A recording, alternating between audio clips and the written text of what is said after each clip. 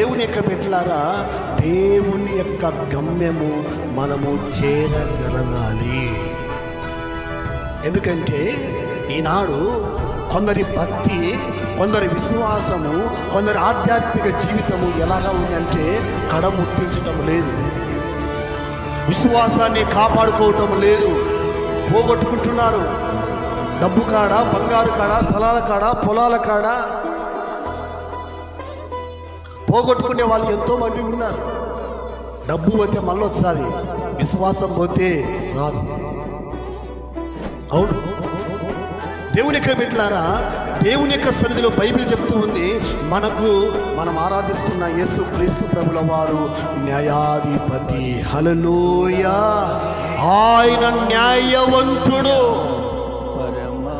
ఆయన పని చేసే వారికి న్యాయం చేస్తాడు, ఆయన సేవ చేసే వారికి న్యాయం చేస్తాడు, ఆయన సన్నిధిలో శ్రమ పడే వారికి న్యాయం చేస్తాడు, కష్టపడే వారికి న్యాయం చేస్తాడు, పరిచర్య చేసే వారికి న్యాయం చేస్తాడు, ప్రార్థన చేసే వారికి న్యాయం చేస్తాడు.